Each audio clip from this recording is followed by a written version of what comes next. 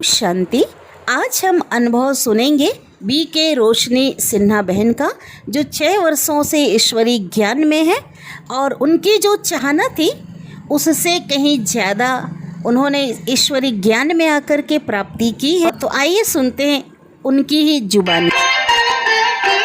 बाबा मेरी जान है, इस पे दिल कुर्बान है, इसको ढूंढे सारी दुनिया, वो हम पे मेहरबान है। बाबा मेरी जान है। मैं बी.के. कुमारी रोशनी सिन्हा 29/7/2015 से ज्ञान में जुड़ी हुई हूँ।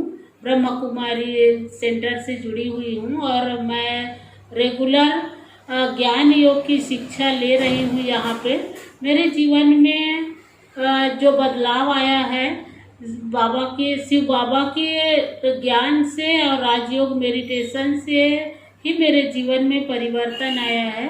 उसको मैं आप सभी के सामने एक अनुभव के रूप में शेयर कर रही हूँ।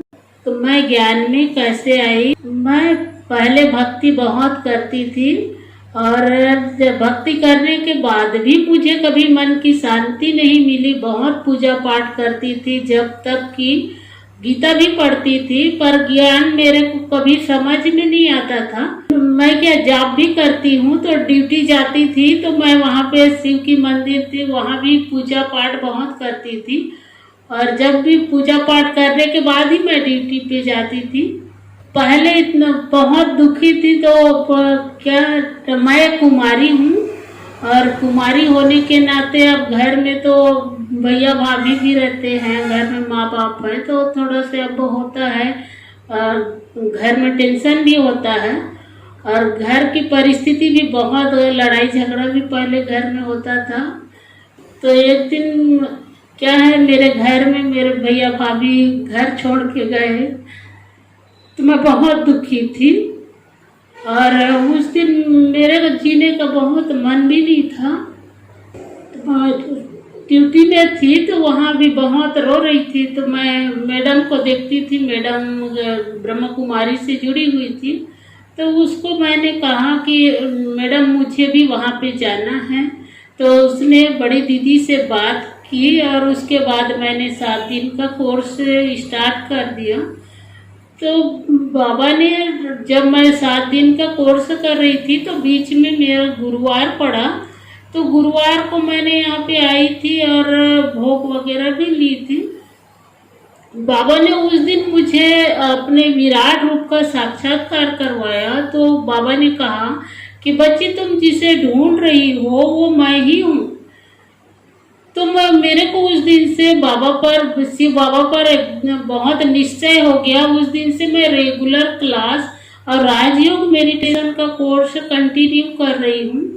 मैं एक प्रवृत्ति मार्ग की रहने वाली कन्या हूँ।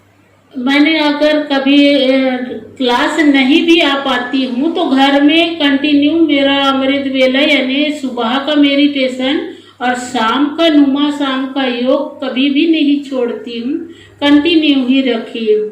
कन्या हूँ तो पहले था कि जैसे सबकी शादी हो जाती है तो मेरी भी इच्छा थी कि मेरी भी शादी हो। उसी उद्देश्य से मैं यहाँ पे आई थी। शिव बाबा ने मेरे लिए क्या चॉइस किए थे, तो मेरे को इंसान पति तो नहीं मिला, पर शिव बाबा स्वयं भगवान मेरा पति बन के मुझे मिल गया। इससे बड़ी खुशी की मेरे लिए क्या बात हो सकती है। बाबा ने मुझे तो सदा सुहागन बना दिया। आज दुनिया में देहधारी से भी हम रिश्ता जोड़ते हैं, शादी करते हैं, तो उसका भी कोई गारंटी नहीं है कि वो हमारे साथ सदा साथ निभाए और साथी बनकर साथ चले, हमारा विश्वास ना तोड़े।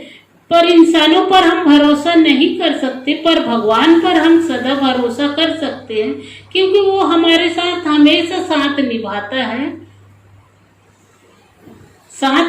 है, हमारा साथ कभी भी नहीं छोड़ता है। ये हमारा खुद का अनुभव है। हमने भक्ति में भी उस पर विश्वास किया था, भगवान को कभी भी नहीं छोड़े, कोई भी परिस्थिति आई पर भगवान का हाथ और साथ कभी भी नहीं छोड़ा।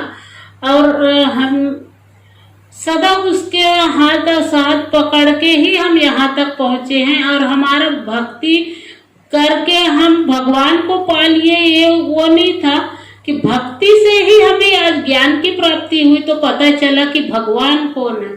हम पहले समझते थे कि यही फोटो में ही भगवान है, मूर्ति में ही भगवान है, ढूंढते थे, पर हम गलत थे। और जब ज्ञान मिला तो पता चला भक्ति पूरी होने पर ही ज्ञान मिलता है।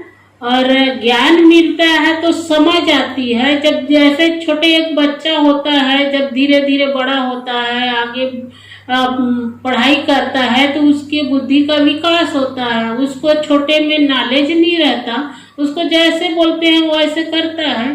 पर जैसे जैसे वो बड़ा होते जाता है, उसके खुद का बुद्धि का विकास होता है, तो खुद वो पहचान लेता है कि क्या सही है क्या गलत है। उसी प्रकार जब हम भक्ति करते हैं तो एक बच्चे के समान होता है। बच्चे जैसे हमको बता देते हैं कि यही भगवान है, इसको ही याद करना है, तो हम उसी की पूजा करने बैठ जाते हैं। पर हम अपने दिल का नहीं सुनते कि भगवान आखिर है कौन। मेरा एक वो था शुरू से कि मैं अपने आप से एक क्वेश्चन करती थी, मैं कौन हूँ, कहाँ से आई हूँ और क्यों आई हूँ। ये 3 प्रश्न था। यानी बचपन से मैं भक्ति करती थी, पूजा पाठ जब तक की, सत्संग में भी जाती थी, लेकिन कभी इसका आंसर मुझे कहीं पर भी नहीं मिला था। पर जब से ब्रह्मा कुमारी में आई हूँ तब से मुझे बाबा ने मुझे इसका रहस्य बता दिया। मैं कौन हूँ, मैं एक आत्मा हूँ, शरीर तो विनाशी है। और क्या कहाँ से आई हूँ तो घर का भी पता बाबा ने बता दिया कि परमधाम तुम्हारा घर है।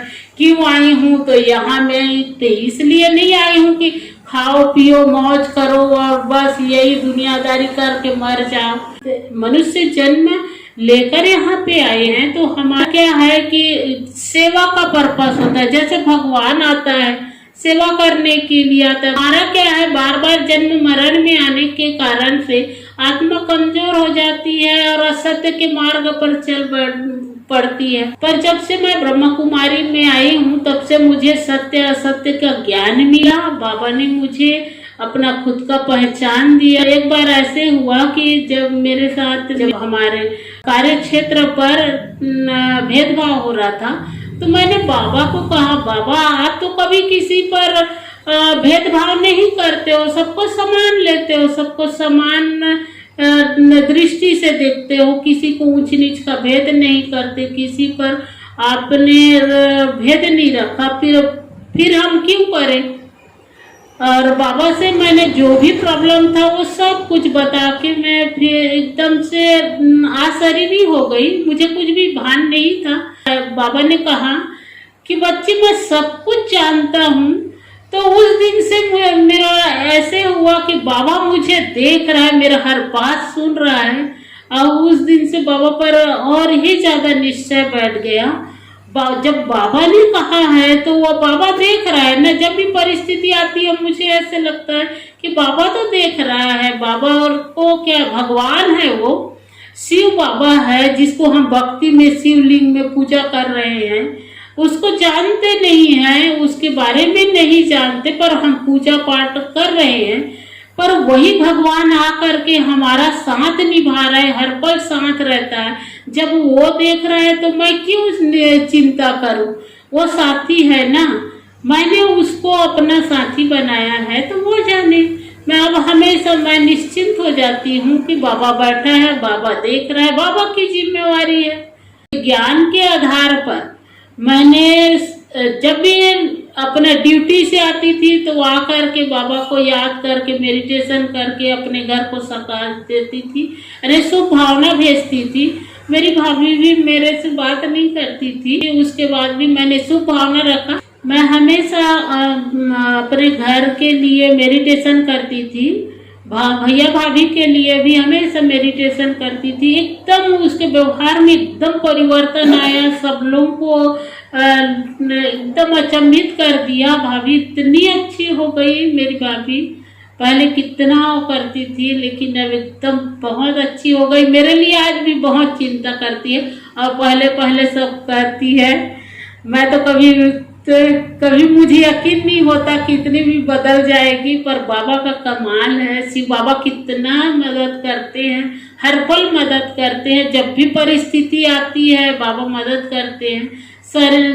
मेरा 3 बार एक्सीडेंट हुआ वैसे, तो बाबा ने मुझे देखो कितना बड़ा बड़ा था, लेकिन बाबा ने सूली से काटा कर दिया और मुझे एकदम से पार कर दिया। मेरे कार्य क्षेत्र पर ये बोलते थे ये तो अब कर नहीं सकती है, इसका हाथ तो फ्रैक्चर हो गया, तो इसके लिए दूसरा भर्ती करवाओ। तो मैंने कभी भी हिम्मत नहीं हारी और बाबा से हर बात को बताती हूँ। बाबा ने इतनी जल्दी मेरा हाथ भी ठीक कर दिया। मैं बाबा का कमाल मानती हूँ। पहले मैं पूजा पाठ भी करती थी, भक्ति करती, उसके बाद भी मुझे कभी खुशी नहीं हुई। खुशी के लिए मैं तरसती थी, क्योंकि थोड़ी सी कुछ किसी ने कुछ बोल दिया तो रो देती थी।